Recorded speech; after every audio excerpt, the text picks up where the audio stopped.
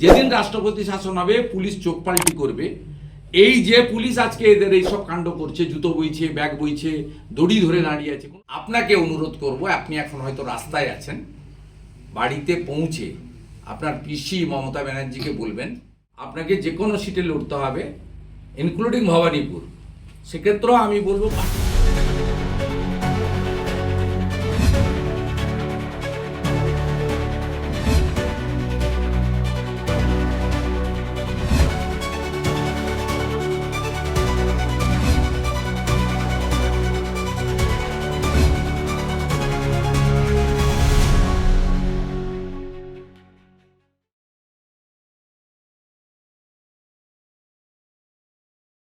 গ্রামে অভিষেক বন্দ্যোপাধ্যায় দুটি সেবাশ্রয় ক্যাম্প করেছেন আপনার বিধানসভা কেন্দ্রে, কি বলবেন? আমি প্রথমত বলবো যে উনি তৃণমূল কংগ্রেসের একজন সেকেন্ড ইন কমান্ড। উনি এবং ওনার পিসি মিলেই পার্টিটা চালান, এটা পারিবারিক পার্টি, কোম্পানির মতোই চালান। তা আমি খুব খুশি যে তারা বিরোধী দলনেতার কেন্দ্রটাই বেছে নিয়েছে প্যারাসিটামল আর ওআরএসের প্যাকেট বিতরণ করার জন্য। আজকে এই কর্মসূচিতে নন্দীগ্রামের 41টি শহীদ পরিবারের মধ্যে 35টি পরিবার উপস্থিত ছিল না। সাউথ বেঙ্গল স্টেট ট্রান্সপোর্টের হলদিয়া এবং মেদিনীপুর ডিপো থেকে এই বাসগুলো আনা হয়েছিল। মেদিনীপুর ডিপো থেকে দেবেন্দ্র অঞ্চল হাতিয়াড়ি মোড়, দায়িত্বে সুকুমার সাউ। দেবেন্দ্র অঞ্চলটা হচ্ছে কাঁথি 3 নম্বর ব্লকের উত্তর কাঁথির। মিদনাপুর ডিপো থেকে বাস এসেছিল ভাজাচাউলি অঞ্চল, কাঁকুরিয়া পার্টি অফিস, দায়িত্বে বিভাস বেজ। এইভাবে বিনা পয়সা জমা দিয়ে সাউথ বেঙ্গল স্টেট ট্রান্সপোর্টের মেদিনীপুর এবং হলদিয়া ডিপো থেকে লোক এসেছিল, কারণ নন্দীগ্রামের মানুষ প্রত্যাখ্যান করেছে শুভেন্দু অধিকারীর সেবা, চিকিৎসা, পাশে দাঁড়ানো।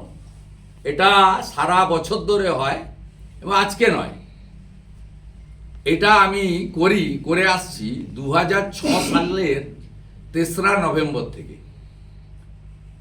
উনি না জানলেও, কারণ উনি তো 11-র পরে এসেছেন, ওনার পিসিকে জিজ্ঞেস করা উচিত ছিল যে শুভেন্দু নন্দীগ্রামে কি কি করত। অতএব আজকে 41টি শহীদ পরিবারের মধ্যে 35টি পরিবার উপেক্ষা করেছেন। 3-4টি পরিবারকে নিয়ে এসেছিলেন ওরা, যারা রাজনৈতিকভাবে তৃণমূলের সঙ্গে আছে। নন্দীগ্রামের স্থানীয় মানুষ এটাকে উপেক্ষা করেছেন।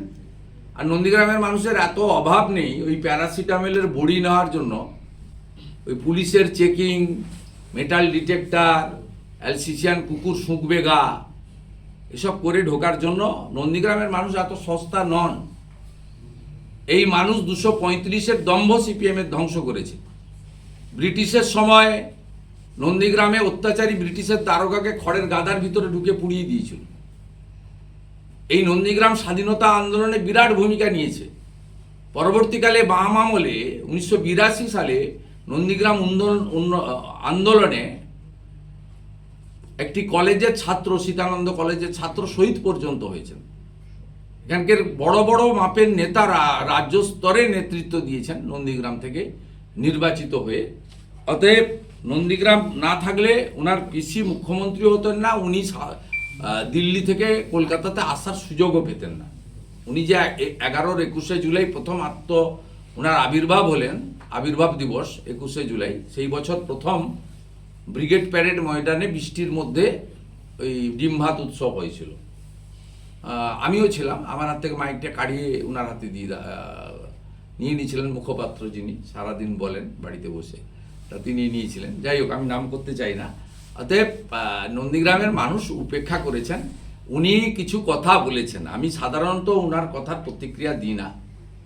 উনি বলেছেন যে ডায়মন্ড হারবার মডেল কেমন এটা বিজেপি দেখুক, এবং উনি একবারও আমার নাম উচ্চারণ করেননি। বিজেপিকে এবং বিজেপির এমএলএদেরকে বা বিজেপির নির্বাচিত লোকদেরকে, কেন্দ্রীয় সরকারকে অ্যাটাক করেছেন। আমি ঠিক একইভাবে উনাকে, যেহেতু আমি ওই এলাকার বিধায়ক রিপ্রেজেন্টেটিভ, কার্যত আমাকে টার্গেট করে লক্ষ্য করেই ওনারা এখানে এটা করেছেন। আমি ওনাকে প্রথম প্রশ্ন করি যে আপনার পিসিমণি 1,08,000 ভোট পাওয়ার পরেও নন্দীগ্রামে আসেননি কেন, উনার প্রতিশ্রুতি পূরণ করেননি কেন? যে নন্দীগ্রামের জন্য, সিঙ্গুর তো ফ্লপ এবং ফেল কেস, সিঙ্গুর আন্দোলনে আমারও সমর্থন ছিল না, মুখ ফুটে না বললেও ভিতর থেকে আমরা কেউ সমর্থন করিনি। টাটাকে তাড়ানোটা কোনো মমতা ব্যানার্জির সেদিনের সমর্থকরাও কিন্তু মন থেকে মেনে নেয়নি। সিপিএম যে কায়দায় আন্দোলনকারীদের উপরে লাঠি চালিয়েছিল তার বিরোধিতা প্রতিবাদ হয়েছিল, তাপসী মালিকের ধর্ষণ, খুন ইত্যাদির প্রতিবাদ হয়েছিল, নিরীহ কৃষক বর্গাদারদের গ্রেপ্তারের প্রতিবাদ হয়েছিল, কিন্তু টাটা চলে যাক এটা কেউ চায়নি সেদিন।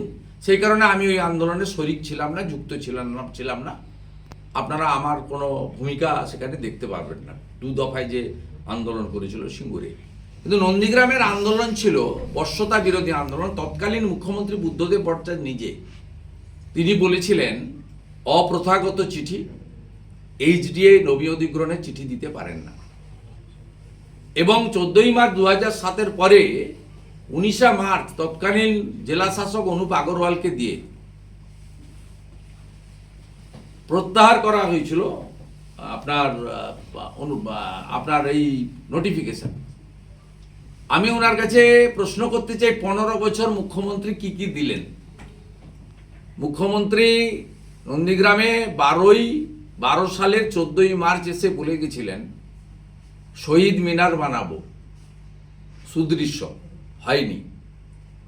গোকুলনগরে 12 ক্লাস স্কুল বানিয়ে দেব, রেসিডেন্সিয়াল, করেননি। সোনাচূড়াতে আইটিআই বানাবো, করেননি। গত নির্বাচনের সময় ব্রিজের প্রতিশ্রুতি দিয়েছিলেন। হ্যাঁ, আমি জিতেছি 2000 ভোটে, কিন্তু মুখ্যমন্ত্রী তো আপনি হয়েছেন। 1,08,000 ভোট তো নন্দীগ্রামের মানুষ আপনাকেও দিয়েছে, আমাকে যেমন 1,10,000 ভোট দিয়েছেন। আপনি মনে হয় জানেন না, 2009 সালে আমি এমপি হওয়ার পর থেকে প্রত্যেক বছর এমপির কাজের খতিয়ান প্রকাশ করি, আর আমি এমএলএ হিসেবেও আমার কাজের খতিয়ান আমি প্রকাশ করি। আমি কয়েক মাস আগেই, যারা জেলার সাংবাদিক আছেন তারা জানেন, রেয়াপাড়া কমিউনিটি হলে আমি আমার কাজের খতিয়ান প্রকাশ করেছি। আপনি যদি আপনার মেল আইডি দেন, আপনার বাড়িতে তো বা অফিসে আমি তো যাওয়া ঠিক হবে না অনুমতি ছাড়া, তাহলে আমি কাউকে দিয়ে আপনার অফিসে পাঠিয়ে দেব। 2009 সাল থেকে অদ্যাবধি প্রত্যেক বছর আমার যেটুকু, আমি তো বিরোধী দলের এমএলএ, আগে 60 লাখ ছিল, এখন 70 লাখ টাকা দেয় বিইউপিতে। আমার প্রত্যেকটা ইঞ্চিতে আমি কমা পূর্ণচ্ছেদ করে সমস্ত ছবি, ফটো, কাজের তালিকা করে দিই। আপনাকে এগুলো মিস ইনফরমেশন করেছে। আপনি যাদের নিয়ে আজকে ঘুরেছেন তারা সব খুনি, 1.5 বছর করে জেল খাটা। সুফিয়ান, আবু তাহের, শাহউদ্দিন, শামসুল, এরা সমস্ত ওখানকার নোটোরিয়াস ক্রিমিনাল। আপনার উচিত ছিল দেবব্রত মাইতি 2021 সালে বিজেপিকে ভোট দেওয়ার জন্য হিন্দু চিল্লগ্রামে খুন হয়েছিল, তার বাড়িতে গিয়ে ক্ষমা চাওয়া। আপনার উচিত ছিল 2024-এ 23 মে লোকসভা ভোটের একদিন আগে মধ্যরাত্রে শিডিউল কাস্ট মহিলা 65 বছরের মনসা বাজারে রথিবালা আড়ি খুন হয়েছিল, তার বাড়িতে গিয়ে ক্ষমা চাওয়া। আপনি সঙ্গে কাদের নিয়ে ঘুরলেন? যারা 1.5 বছর ধরে জেলে ছিল দেবব্রত মাইতির মার্ডারের কেসে, সেই লোকগুলোকে নিয়ে ঘুরলেন। আপনি বললেন দিল্লি থেকে কি এনেছি। দিল্লি থেকে যেটা এনেছি দেখুন, জেলিংহামের প্রজেক্ট আপনার মুখ্যমন্ত্রী করেননি। 2000 কোটি টাকা সোনাচূড়ার জেলিংহাম প্রজেক্টকে ভারত সরকার নিয়েছে, এবং 2025-26 অর্থবর্ষে 2000 কোটি টাকা ভারত সরকার দিয়েছে ওখানে জাহাজ তৈরি এবং জাহাজ রিপেয়ারিংয়ের জন্য ভারত সরকার। আপনি বলেছেন, দেখুন পার্লামেন্টে কোশ্চেনের উত্তর জেলিংহামে, আপনি বলেছেন যে দিল্লি থেকে কি এনেছেন। আপনার পিসি একটা রেল প্রজেক্ট দিয়েছিল ফুরফুরা শরীফ আর নন্দীগ্রাম, জমি দিলে চাকরি পাবে। আপনার পিসি হঠাৎ করে ছেড়ে দিয়ে চলে গেল রেল মন্ত্রক, তারপরে কাজ বন্ধ হয়ে গেল,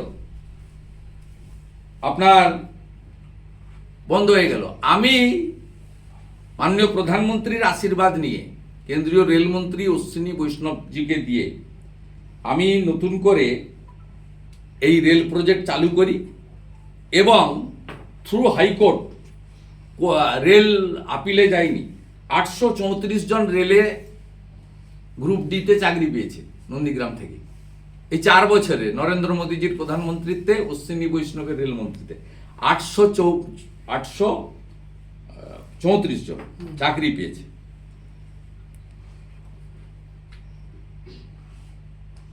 সব থ্রু কোর্ট কেস, কিন্তু যায়নি। নন্দীগ্রাম রেল প্রজেক্টে 315 কোটি টাকা স্যাংশন করেছে ভারত সরকার, 175 কোটি টাকার কাজ কমপ্লিট হয়েছে। আমি মাননীয় সেকেন্ড ইন কমান্ড তৃণমূল কংগ্রেসকে অনুরোধ করব, আর 6 একর জায়গা দরকার রেলটা চালানোর জন্য।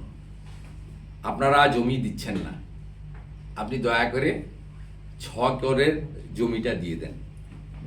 ভারত সরকারের জাতীয় জলপথ রামেশ্বরমের মতো ফোল্ডিং ব্রিজ করতে চায় হলদিয়া নন্দীগ্রামের সংযোগকারী। আপনারা অ্যাপ্রোচ রোডের জন্য জমিটা অধিগ্রহণ করে দিন। আপনি জানেন না তাই এসব কথা বলেছেন।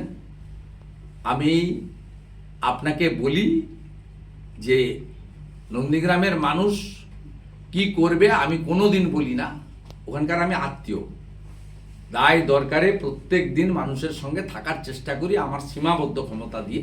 বিরোধী দলনেতা হাতে খুব বেশি ক্ষমতা থাকে না। একজন বিরোধী দলের এমএলএ এখানে কি তাকে সরকারকে বিডিও ফোন ধরে না, ডিএম তো দূরের কথা। সেই পরিবেশ পরিস্থিতির মধ্য দিয়েও আমি মানুষের সঙ্গে ওখানে আছি কিনা দল যদি প্রার্থী করে প্রমাণ হবে। বিজেপি কাকে প্রার্থী করবে আমি বলতে পারি না, কারণ এটা আপনাদের পার্টিতে আপনারা মাইকে বলে দিতে পারেন। আপনি এবং আপনার পিসি দুজনের অথরিটি আছে, যাকে খুশি বাদ দেওয়ার, যাকে খুশি যুক্ত করার। বিজেপির কারোর অথরিটি নেই, সে বলতে পারে সে কোন সিটে দাঁড়াবে। কিন্তু পার্টি যদি আমাকে জিজ্ঞেস করে যে আপনি বিধানসভা ভোটে দাঁড়াবেন কিনা, আমি সেক্ষেত্রে বলবো পার্টি যা সিদ্ধান্ত নেবে তাই।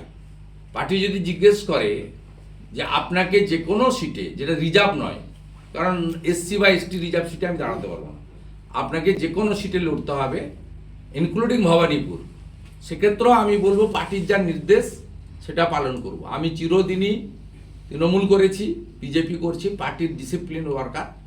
পার্টির ভিতরের কোনো কথা বাইরে বলি না, পার্টির কোনো সহকর্মী সম্পর্কে বাইরে মন্তব্য করি না। এটা আমার প্রিন্সিপালের মধ্যে পড়ে। আমি এই নীতিতে বিশ্বাস করি, আমি এই শৃঙ্খলা মানি। যদি পার্টি বলে আপনাকে অপশান দিচ্ছি কোথায় আপনি লড়বেন, আমি তাহলে বলবো যে আপনারা যদি আমাকে অপশান দেন যে কোনো সিটে লড়ালে আমি লড়তে রাজি আছি। এবং সেক্ষেত্রে পার্টি যদি আমাকে ভবানীপুরে লড়তে বলে তাতেও রাজি আছি, নন্দীগ্রামে লড়তে বললে তাতেও রাজি আছি, না লড়তে বললেও রাজি আছি, প্রচার করতে রাজি আছি। অতএব বিজেপি ওখানে সমর্থন কিভাবে বৃদ্ধি পেয়েছে সেটা আপনার নোটিশে আমি দিচ্ছি। 2021 সালে 1956 ভোটে আমি জিতেছিলাম।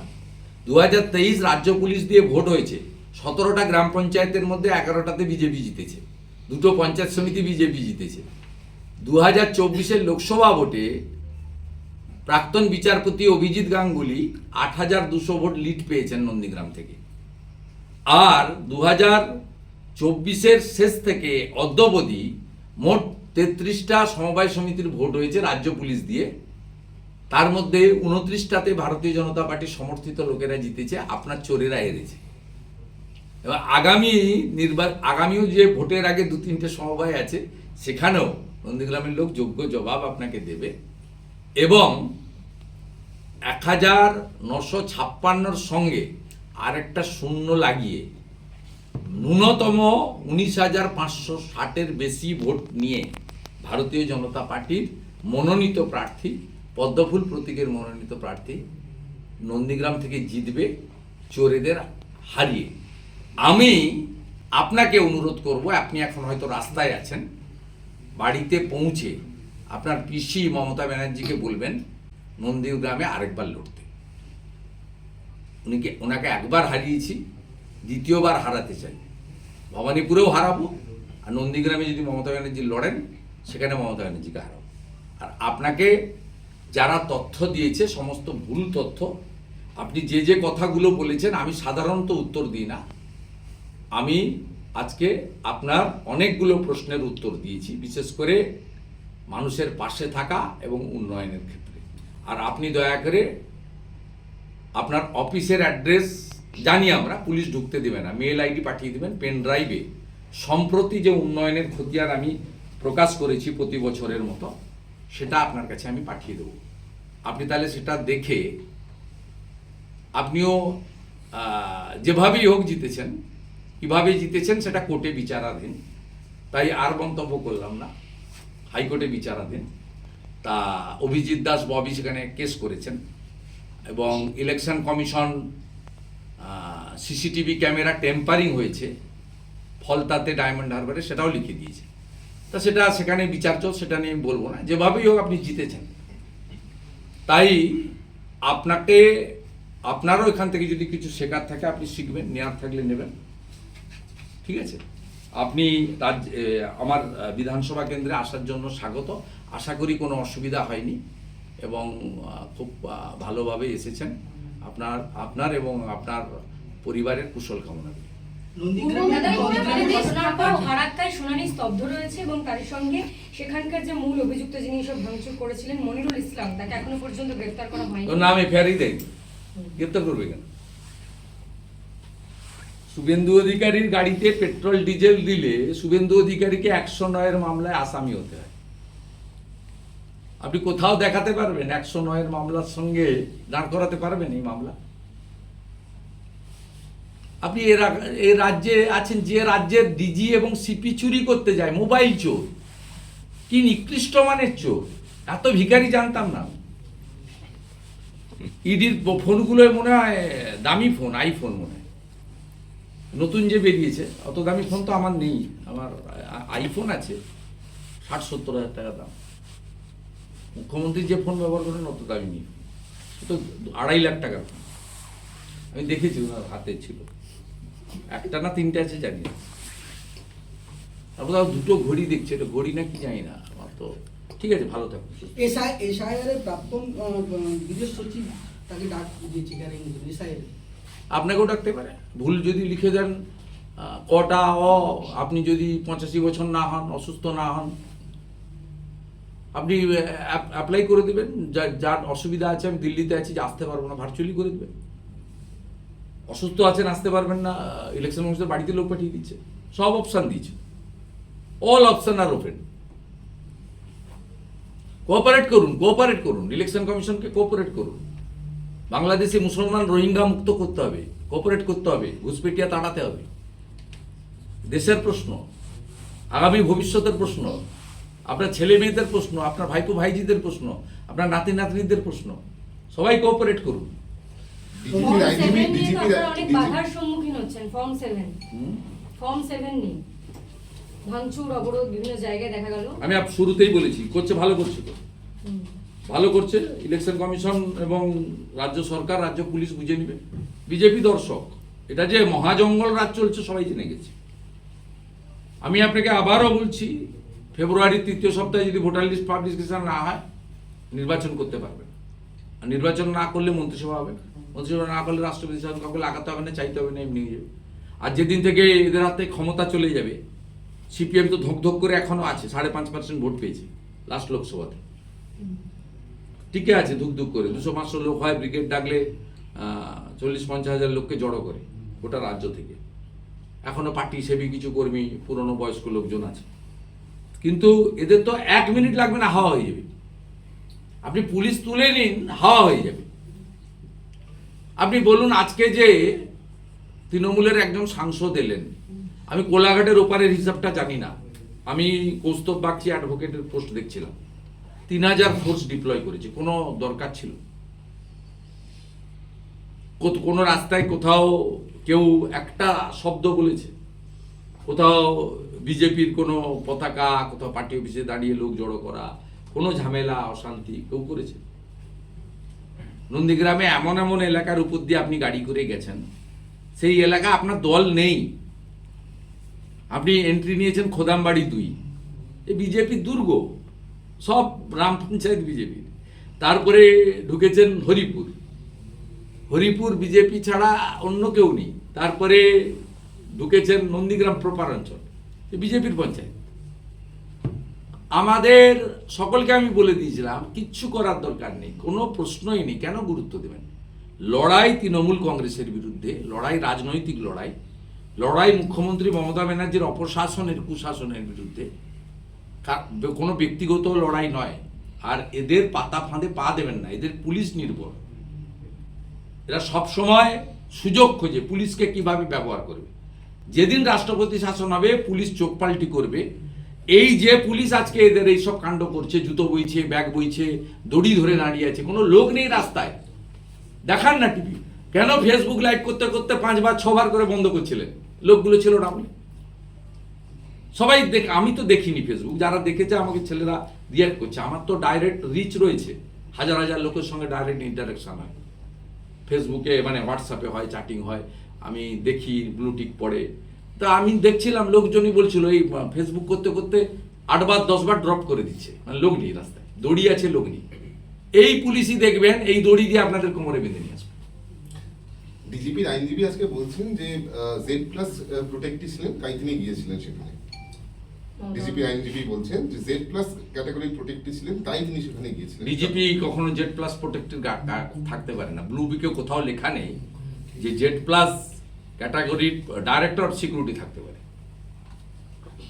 ডিজিপিকে এবং ডিজিপির লয়ারকে উইথ রিগার্ডস আমি বলবো ব্লু বুক পড়ুন।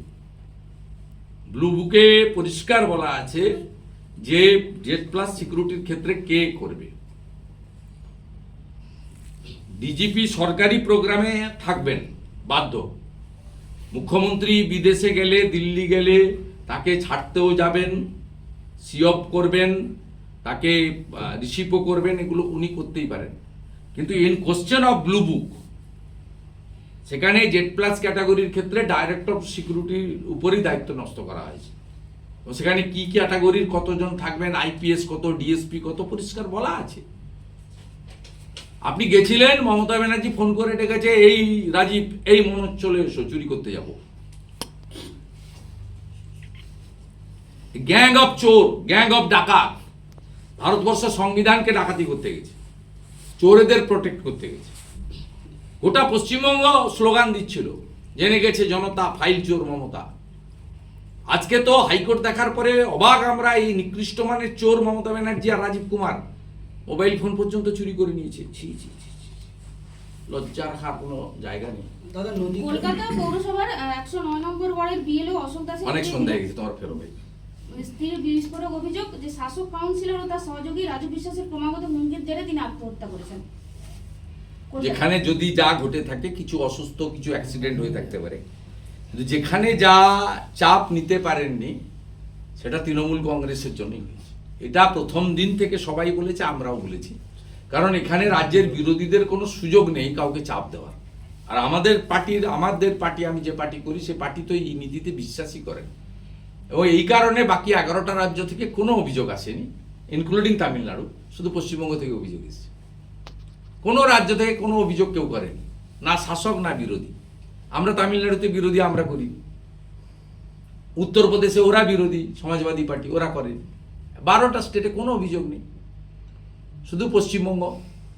এবং আমার মনে হয় সুপ্রিম কোর্টের আজকে যে মন্তব্যগুলো, অবজারভেশনগুলো, যে এটা নজির পশ্চিমবঙ্গে। এবং আমি SGরও সওয়াল জবাব দেখছিলাম, তিনি যেভাবে রাজীব কুমারের বাড়িতে সিবিআই রেডের কথা তুলেছেন, পঙ্কজ শ্রীবাস্তবকে থানায় আটকে রাখার কথা বলেছেন, তৎকালীন সিবিআই অফিসার, ধর্ণা দেওয়ার কথা বলেছেন, এবং একটার পর একটা উদাহরণ দিয়ে তিনি কি কায়দায় এখানকার মুখ্যমন্ত্রী এবং তার পার্ষদরা চলছেন, এটা একবার নয়, এটা শেষ হওয়া দরকার আছে। এবং আমার বিশ্বাস ভারতবর্ষের জুডিশিয়ারি সংবিধানের একটা বড় স্তম্ভ, তারা এর রীতি টানবেন।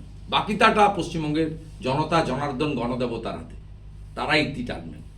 আমি আশা করি ইডির যে আইনি লড়াই বা ভূমিকা দেখার পরে অন্তত ইডির উপরে আর এই মাকু যে কটা আছেন হিন্দু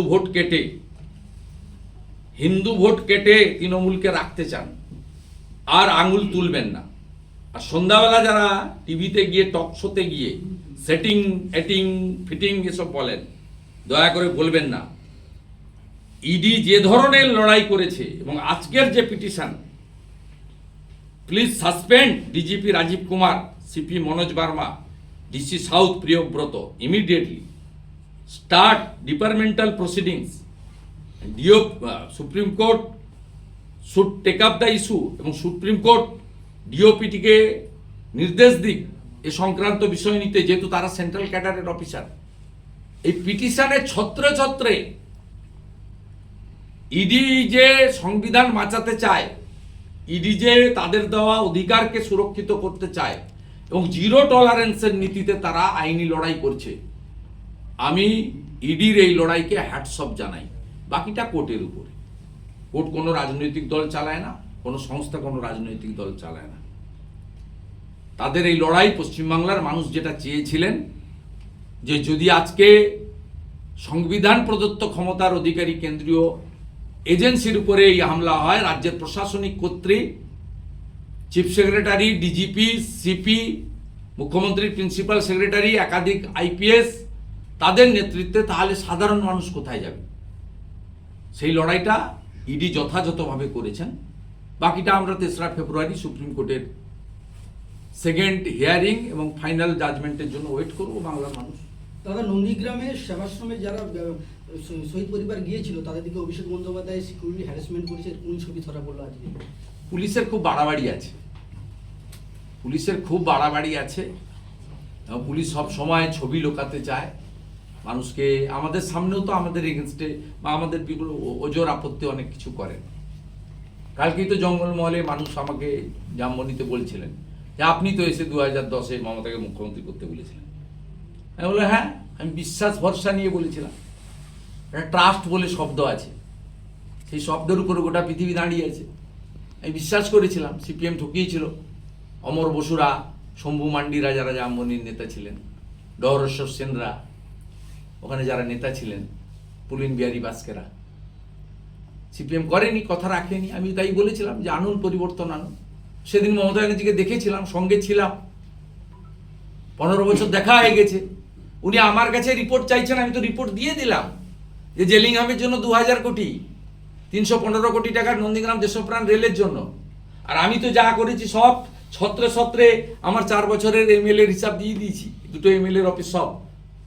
আমি সাধারণত দিই না আপনাকে, কিন্তু যেহেতু আপনি আমার এলাকায় এসে এগুলো করেছেন, আমি আপনাকে দিয়ে দিচ্ছি, আপনার সব কথার উত্তর দিচ্ছি। এটা বইটাও আপনার কাছে আমি পাঠাতে চাই। আমি এই ভারত সরকারের জেলিংহামের অর্থ, রেলের অর্থ, 834 জন চাকরি পেয়েছে রেলের গ্রুপ ডিতে জমিদাতারা, সব বন্ধ হয়ে গেছিল। আমি তো বলেছি, তো আপনি 15 বছরে মুখ্যমন্ত্রীর কাছ থেকে দেন না। বুদ্ধবাবু 235, আমরা 30, আমরা 235, ওরা 30, দম্বটা ভাঙলো কে? প্রথম নন্দীগ্রাম ভাঙলো কবে? 2009, 5ই জানুয়ারি। শহীদ জননী ফিরোজা বিবি লড়াই করলো, ভোটটা আমি করেছিলাম। 50,000 ভোটে ফিরোজা বিবি জিতলেন উপনির্বাচন। ইলিয়াস মোহাম্মদের মেম্বারশিপ গেছিল। সেই উপনির্বাচনে জেতার পরে প্রথম তৃণমূল 30 থেকে 31 হলো। তারপরে বিষ্ণুপুর জিতলো দক্ষিণ 24 পরগনায় বাই ইলেকশনে, 31 থেকে 32 হলো। তারপরে রাসবিহারী আপনার জিতলো দক্ষিণ কলকাতায়, 32 থেকে 33 হলো। আপনি আপনার পরিবর্তনটা তো এখান থেকে শুরু হয়েছিল। আপনি 15 বছরে আপনি বলুন, 11তে আপনার এমএলএ, 16তে আপনার এমএলএ। আপনি তো যতখানে রাস্তাঘাট, উন্নয়ন, আলো সব যা হয়েছে, সেখানে হলদিয়া উন্নয়ন পরিষদের চেয়ারম্যান ছিলাম আমি এলাকার সাংসদ ছিলাম। আমি সিএসআর এর টাকা বিভিন্ন সংস্থা থেকে এনে স্কুল বিল্ডিং থেকে শুরু করে করেছি। আপনি 15 বছরে আপনার মুখ্যমন্ত্রী যা বলেছিল, 12 ক্লাস পর্যন্ত রেসিডেন্সিয়াল স্কুল গোকুলনগরে করেন। মুখ্যমন্ত্রী শহীদ মিনার, শহীদ বেদি বানাবে বলেছিল, করেনি। আমরা যে 135 ফিট উঁচু শহীদ মিনার করেছি স্থানীয় স্তরে চাঁদা কালেকশন করে, এবং আমি নিজে 14 লক্ষ টাকা দিয়ে জমি ক্রয় করে। কোনো কন্ট্রিবিউশন আপনার পার্টির, আপনার দলের, আপনার সরকারের সেখানে ছিল না। উল্টে সুব্রত মুখার্জি বেঁচেছিলেন, জনস্বাস্থ্য কারিগরি ইঞ্জিনিয়ারিং মন্ত্রী, একাধিকবার তার কাছে গিয়ে এশিয়ান ডেভেলপমেন্ট ব্যাংক থেকে লোন নিয়ে এসে জল প্রকল্প নিয়ে এসেছিলাম। আমি বিজেপিতে চলে যাওয়ার কারণে জল প্রকল্প আপনি সম্পূর্ণ করেননি, পাইপগুলো রাস্তায় পড়ে নষ্ট হচ্ছে। কালকে সকালবেলা গিয়ে দেখে আসবেন। তাই নন্দীগ্রামের মানুষ আপনাকেও চেনে। তাই আমাকে কেউ বলেনি যে মন্ত্রী হব বলে। আমি বিজেপিতে গেছি বিনা শর্তে, বিজেপি আমাকে বলেছে ওনার বিরুদ্ধে আপনাকে লড়তে হবে। 18 জানুয়ারি 2021 আপনার পিসি এসে বললেন আমি দাঁড়াবো। বিজেপি আমাকে বললো আপনাকে এখানে লড়তে হবে। আমি বিজেপির কেন্দ্রীয় নেতাদের নির্দেশ মেনে লড়েছি। আমাকে বিজেপি ঘোষণাও করেনি, মুখ্যমন্ত্রী তো দূরের কথা, উপমুখ্যমন্ত্রী তো অনেক দূরে, মন্ত্রী করবে কিনা সেটাও বলেনি বিজেপি। আর আপনার পিসি ছিলেন ঘোষিত মুখ্যমন্ত্রী, তৃতীয়বারের মুখ্যমন্ত্রী। 64,000 মুসলমান ভোট আপনার পকেটে ছিল। 17টা গ্রাম পঞ্চায়েত, 2টো পঞ্চায়েত সমিতি, সব সমবায় সমিতি, সব স্কুল কমিটি, পাঠাগার কমিটি, সমস্ত আপনার পকেটে ছিল। তারপরেও ভারতীয় জনতা পার্টির যে ভোট ছিল সেই ভোটকে 17,000 ভোটকে বাড়িয়ে আমি 1,10,000 ভোট করেছি। আর 69,000 ভোটে এগিয়ে থাকা 2019-এর লোকসভা ভোটে 69,000 ভোটে নন্দীগ্রামে তৃণমূলে গিয়েছিল 19-এর ভোটে। সেই সিট আপনার পিসি ধরে রাখতে পারলো না, 2000 ভোটে হারলো। আমি তো জেতা সিটে আমি প্রার্থী হইনি। আমাকে বিজেপি যেখানে প্রার্থী করেছে ঘোষিত মুখ্যমন্ত্রীর বিরুদ্ধে, এবং 19-এ বিজেপি যে 118টা বিধানসভায় লিড ছিল তার মধ্যে নন্দীগ্রাম ছিল না। 69,000 লিড ছিল তৃণমূল কংগ্রেসের প্রার্থী দিব্যেন্দু অধিকারী। সেই আসনে আমি 69,000 মেকআপ করে 64,000 মুসলমান ভোটের 200-300 ছাড়া একটাও পাইনি, এটা নেগলিজেবল। তারপরেও কিন্তু আপনার পিসিকে আমি হারিয়েছি। অর্থাৎ আমার সঙ্গে সব করে আপনার লাভ নেই। আপনি উন্নয়নের ক্ষেত্রে প্রশ্ন তুলেছিলেন, আমি তার প্রশ্নের উত্তর দিয়ে দিলাম। আপনি আশা করি কোলাঘাট পেরিয়ে গেছেন, ভালোভাবে বাড়িতে পৌঁছান, রাত্রে নিশ্চিন্তে ঘুমান, এবং ওই জায়গাটা ছেড়েই চিন্তা ভাবনা করুন। আর আমি চাইবো আপনি যদি আজকের কর্মসূচিতে উৎসাহিত হয়ে থাকেন, প্যারাসিটামল দিয়ে ভেবে থাকেন যে সব করে দিয়েছি, ওং শান্তি, তাহলে মুখ্যমন্ত্রী মমতা ব্যানার্জিকে, আপনার পিসিকে বলুন আইপ্যাককে সঙ্গে নিয়ে সুফিয়ানকে, সাউদ্দিনকে দুপাশে রেখে আরেকবার ভোট করতে বিজেপি প্রস্তুত আছে। প্রসূন বন্দ্যোপাধ্যায় মামলায় আপনাকে হাজিরা দিতে হবে না বলে চাঁচল থানাতে। আমি ওয়েলকাম করব। একটা রাজনৈতিক নেতা, রাজনৈতিক কর্মী, আমি বক্তব্য রাখতে গেছি, প্রভাব খাটিয়ে, উনি প্রাক্তন পুলিশ অফিসার, এখনো কোনো একটা দপ্তরে আছেন, প্রভাব খাটিয়ে করেছেন। মনিরুল বলে একজন এসআইকে দিয়ে আমাকে নোটিশ পাঠিয়ে দিয়েছেন। আমাকে চাঁচলে যেতে হবে কলকাতা থেকে 400-450 কিলোমিটার দূরে। কারণটা কি, অভিযোগটা কি? আমি তো লয়াবাইট পিপুল, আমি হাইকোর্টে গেছি, হাইকোর্ট বলেছে ওনাকে যেতে হবে না, আপনাদের জিজ্ঞেস করলে ভিডিও কল করে নেবেন, আমার মোবাইল ফোন আছে, পাঠিয়ে দেবো। মনিরুল ভাইকে পাঠিয়ে দেবো। এসআইকে আমি চিনি, মুর্শিদাবাদে মালদাতে অবজারভার ছিলাম, ওই এসআইকে চিনি, ওর কোনো দোষ নেই, কর্তার ইচ্ছাই করেছে। ও মনিরুল চাইলে মোবাইল ফোন দিয়ে দেবো, মোবাইলে ভিডিও কল করবে, কেমন আছে জানতে চাইবেন, ওর ভালো আছে, কি করছেন জানতে চাইব, ওর মমতা ব্যানার্জিকে হারানোর কাজ করছি। যদি বলেন এই বলেছেন, হ্যাঁ বলেছি, যা বলেছি রেকর্ড আছে। আবার বলছি, ওদের সম্পর্কে যা বলেছি আবার সভাতে বলবো, আবার বলবো। চাঁচলে বলেছি, এরপর হরিশ্চন্দ্রপুরে বলবো, রতুয়ায় বলবো, মালতীপুরে বলবো, গাজলে বলবো, ওল্ড মালদাতে বলবো, মানিকচকে বলবো। তো হাতের তালু আমার। মালদা, মুর্শিদাবাদ, উত্তর দিনাজপুরে তৃণমূল কোথায় ছিল? তৃণমূলটা করতো ইটাহারে অমল আচার্য, আর ডালখোলাতে সুভাষ গোস্বামী। তৃণমূল বলে কিছু বস্তু ছিল না। আমার হাত ধরে জন্ম হয়েছে তৃণমূল, 3টে জেলা। সাফ হবে এবারে, লোকসভায় হাফ হয়েছে, বিধানসভায় তৃণমূল সাফ হবে এই 3টে জেলাতে। হিন্দি আছে এই টিফিন